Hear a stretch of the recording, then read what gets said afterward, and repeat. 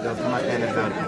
അപ്പോൾ ഇതിന് രണ്ട് പരിഹാരങ്ങളാണ് ഇപ്പോൾ നമുക്ക് കിട്ടുന്നത്. ഒന്ന്, സ്ഥായിയായ ഒരു പരിഹാരം നമുക്കിതിന് കാണണം. ഒന്ന്, രണ്ട്, ഇപ്പോഴത്തെ ഈ പ്രശ്നം എങ്ങനെ അവസാനിപ്പിക്കുന്നത്, ഈ രണ്ട് രൂപത്തിലാണ് നമ്മൾ ഇതിൻ്റെ പരിഹാരം കാണുന്നത്. അപ്പോൾ സ്ഥായിയായ പരിഹാരം എന്ന നിലയ്ക്ക് ഇവിടെ നേതാക്കന്മാരെ ഒക്കെ പറഞ്ഞു തന്നത്, ഒരു 150 മീറ്റർ പോയാൽ അങ്ങോട്ട് വെള്ളം എത്തിച്ചാൽ ഒരു ഡ്രെയിനേജ്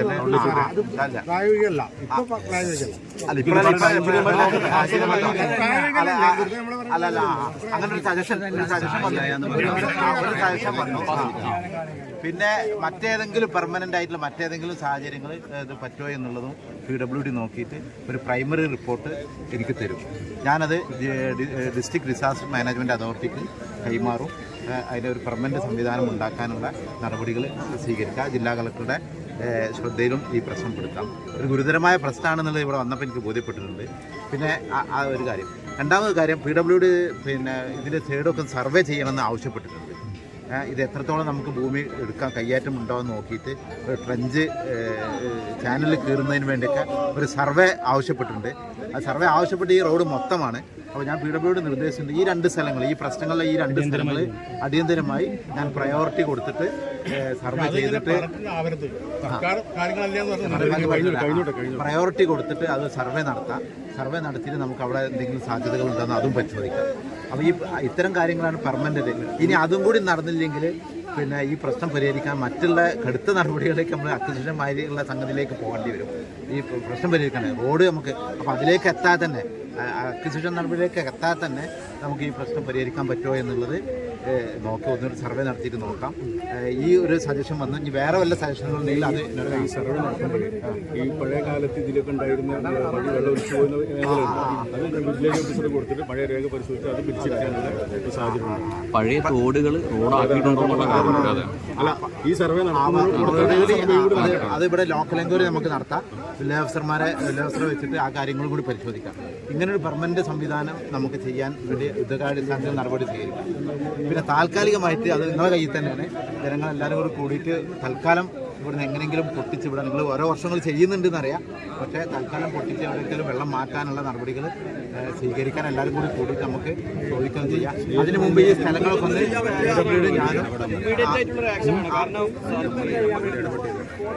ഞാനും സാറ് പറഞ്ഞ പോലെ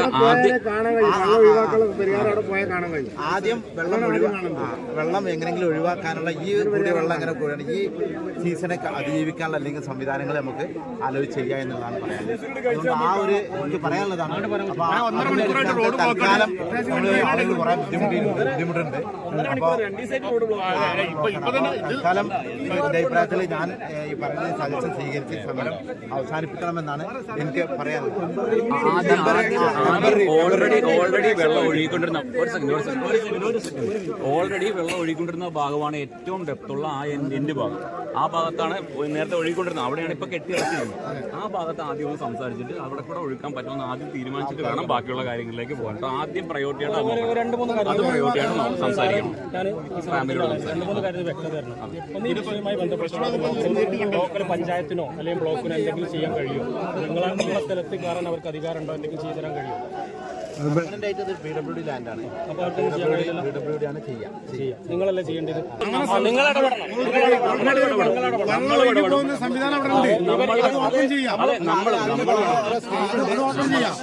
നമ്മൾ ഓരോ സ്റ്റേജ് ഉണ്ട്. അത് നമ്മൾ നേരത്തെ സംസാരിക്കണം, സ്ഥലം കണ്ടെത്തണം, നേരത്തെ സംസാരിക്കണം, അതിന്റെ സാധ്യതകൾ സ്റ്റെപ്പ് ആയിട്ട് ചെയ്യാം. അവസാനം അവസാനത്തെ ഐശ്വര്യത്തിലേക്ക് ഇപ്പൊ പറയേണ്ടത് കഴിഞ്ഞു പോയതല്ല. അതെ, ഇനി നമ്മളിപ്പോ ഇതിന്റെ ഗൗരവം മനസ്സിലാക്കിയല്ലോ. ഇവരും കൂടി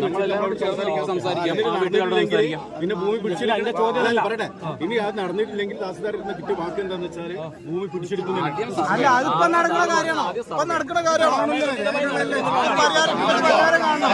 ഫസ്റ്റ് സ്റ്റെപ്പിൽ പോയി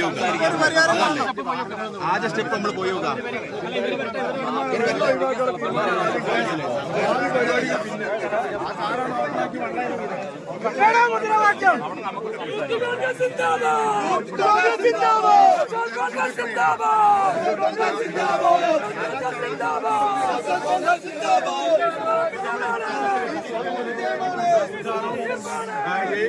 PWD എഞ്ചിനീയർ ആണ് ഇവിടെ വന്നിട്ടുള്ളത്.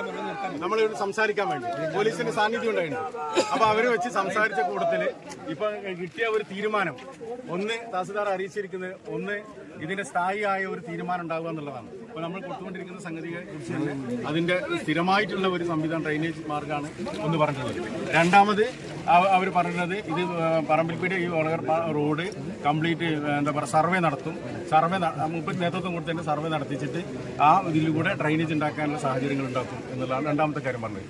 മൂന്നാമത് പറഞ്ഞത് വില്ലേജ് ഓഫീസർ ഉപയോഗപ്പെടുത്തിയിട്ട് പഴയ കാലത്ത് വെള്ളം പോയിരുന്ന സംവിധാനങ്ങളൊക്കെ ഉണ്ടാവും. അങ്ങനെ വല്ലതും രേഖയിൽ ഉണ്ടെങ്കിൽ തീർച്ചയായിട്ടും അതിന്റെ നടപടിയിലേക്ക് അവർ പിടിച്ചെടുത്തിട്ട് അതിലേക്ക് വെള്ളം വിടാനുള്ള സാഹചര്യങ്ങൾ ഉണ്ടാക്കുന്നതാണ്. ഇതാണ് ഇപ്പം അവർക്ക് തഹസിൽദാറിനും ഇവർക്ക് ചെയ്യാൻ പറ്റുന്ന കാര്യമെന്ന് അറിയിച്ചിട്ടുണ്ട്. അപ്പോൾ അതിന്റെ അടിയന്തരമായ നടപടി എടുക്കും. ഇപ്പോൾ താൽക്കാലികമായി ഇപ്പോൾ ഒന്നും ചെയ്യാൻ കഴിയില്ല. ഇതുവരെ പോയിരുന്ന സിസ്റ്റം ഉണ്ട്, കാണിച്ചു കൊടുത്ത് പറയുന്നുണ്ട് ഇതിലൂടെ ഇരുന്ന് ഇതുവരെ വെള്ളം പോയിരുന്നു. അപ്പോൾ അവരായിട്ട് സംസാരിച്ചിട്ട് താൽക്കാലികമായി ഇപ്പോഴത്തെ ഒരു പ്രശ്നം തീർക്കാമെന്നും ബാക്കി സ്ഥായിയായിട്ടുള്ള കാര്യങ്ങൾ ഇങ്ങനെ ചെയ്തു തരാമെന്നും എന്നാണ് അറിയിച്ചിട്ടുള്ളത്. ഇങ്ങോട്ട് ഇതിന്റെ വെച്ചിട്ട് ഇപ്പോൾ ഫണ്ടില്ലെങ്കിൽ ദുരന്ത നിവാരണ സമിതിയിലേക്ക് ശുപാർശ ചെയ്തിട്ട് അതിലൂടെ ഫണ്ട് കണ്ടെത്തിയിട്ടെങ്കിലും ചെയ്യിക്കാനുള്ള സമ്മതി ചെയ്യും. ഇനി ഇതൊന്നും പരിഹരിച്ചില്ലെങ്കിൽ, ഇതിനൊന്നും പ്രായോഗികമില്ലെങ്കിൽ ഭൂമി അക്വിസിഷൻ നടപടി, തൊട്ടടുത്തുള്ള ഭൂമികൾ പിടിച്ചെടുത്തിട്ടുണ്ട്, അക്വിസിഷൻ നടപടിയിലേക്ക് പോകാനും ഞാൻ ശുപാർശ ചെയ്യും, എഴുതി വെക്കും എന്നുള്ളതാണ് പറഞ്ഞത്. അപ്പോൾ അതിന്റെ അടിസ്ഥാനത്തിൽ അല്ല, ഈ താൽക്കാലിക ഇപ്പൊ പരിഹാരമുള്ളൂ, പരിഹാരം കാണൂലേ ഇപ്പൊ താൽക്കാലികമായിട്ട്. അതിന്റെ ചർച്ചയിലേക്ക് പോകും. അല്ല, ഒരു കാര്യം, ഈ ചർച്ചയ്ക്ക് പോയി കൂടി നിങ്ങൾ സംസാരിച്ചൊക്കെ നമ്മൾ വിശ്വാസത്തിലെടുക്കണം. പക്ഷേ ഇത് 1.5 മണിക്കൂറായി നമ്മൾ റോഡ് തടഞ്ഞിട്ടുണ്ട്. ഇത് ഇനി ഇവിടെ നിൽക്കണില്ലെങ്കിൽ ഇതിലെ ഒരു കാലത്ത് വണ്ടി പോകാത്ത രൂപത്തിൽ ഈ സമരം മുന്നോട്ട് കൊണ്ടുകൊണ്ടിരുന്നു. നാട്ടുകാരെല്ലാവരും ഉണ്ടാവില്ല, രാഷ്ട്രീയ കിട്ടുന്നത് അത് ഇവിടുത്തെ മാത്രമല്ല വാർപ്പാടത്തും സമരം രണ്ട് സ്ഥലത്തിന് വേണ്ടിയിട്ടാണ്. രണ്ട് സ്ഥലം മാത്രമല്ല, നമ്മൾ ഈ റോഡ് കടന്നു പോകുന്നിടത്ത് എവിടെയൊക്കെ പ്രതിസന്ധികളുണ്ടോ ആ പ്രശ്നങ്ങൾ ഇതിന്റെ കൂടെ ചേർത്തുകൊണ്ട് തന്നെ നമ്മളിത് മുന്നോട്ട് പോവാം. ഇപ്പൊ ഈ താൽക്കാലികമായി ഇവർ പറഞ്ഞത് നമ്മൾ അനുസരിച്ച് പോവുകയാണ്. ഇതിൽ പരിഹാരം കണ്ടില്ലെങ്കിൽ സമരമായി നമ്മൾ ഇതിനപ്പുറത്തേക്ക് പോകാനും, ഇത് നിർത്തിവെക്കുന്നില്ല, ഇതിന്റെ പേരിൽ നിർത്തിവെച്ചിട്ടില്ല, ഇത് താൽക്കാലികമായി നിർത്തിവെച്ചിരിക്കുന്നു എന്ന് മാത്രമേ ഉള്ളൂ. അടുത്ത നടപടിയിലേക്ക് ഒരു വിഷയം കൂടി പറയുന്നത്, നമ്മളെ ശാശ്വത പരിഹാരം എന്നുള്ള ഡ്രെയിനേജ് ആണ്. അതിനുള്ള കാര്യത്തിലാണ് സ്ഥിരമായി ഈ കാര്യത്തിൽ ഇത് വേണ്ടി. ഇന്നത്തെ ഈ തൽക്കാലം ഇപ്പൊ ചിലപ്പോൾ ആരെങ്കിലും വീട്ടിൽ സംബന്ധിച്ചാൽ തുറന്നു വിടാൻ നാളെ മഴ ചെയ്താൽ വീണ്ടും ഈ സംഭവം ഉണ്ടാവും. അതുകൊണ്ട് അത് വരുമ്പോൾ ഇതേ സാഹചര്യം ഇടപെട്ട് എല്ലാവരും ചെയ്യേണ്ടി വരുന്നൂടി നമ്മൾ അറിയിക്കും. പിന്നെ വേറൊന്നുകൂടി പറയാനുള്ളത്, ഇപ്പൊ നേരത്തെ തഹസിൽദാരോട് ഇപ്പൊ കോയാസിനെ തിരിച്ച് ചോദിച്ചിട്ടുണ്ട്, ഇതിൽ ഞാൻ ഗ്രാമപഞ്ചായത്തിന് എന്തെങ്കിലും ചെയ്യാൻ പറ്റുമെന്ന് ചോദിച്ചിട്ടുണ്ട്. അതൊന്നും ചെയ്യാൻ പറ്റൂല എന്ന് തന്നെ ഉത്തരവാദപ്പെട്ട ആൾക്കാർ മറുപടി പറഞ്ഞിട്ടുണ്ട്. ഇനി അത് വെച്ചാണ്ട് ട്രോൾ ചെയ്യാനൊന്നും ചെയ്യണോ ചെയ്തോളോ പ്രശ്നമൊന്നുമില്ല. നമ്മളെ കൊണ്ട് ചെയ്യാൻ പറ്റുന്നത്, ഇനി സർക്കാർ പറയണേ പഞ്ചായത്ത് ഭൂമി പിടിച്ചെടുത്തിട്ട് ചെയ്യണമെന്ന് പറഞ്ഞാൽ പഞ്ചായത്ത് തയ്യാറാവും, അതൊന്നും സംശയമൊന്നുമില്ല. എന്ത് വേണമെങ്കിൽ ചെയ്യും.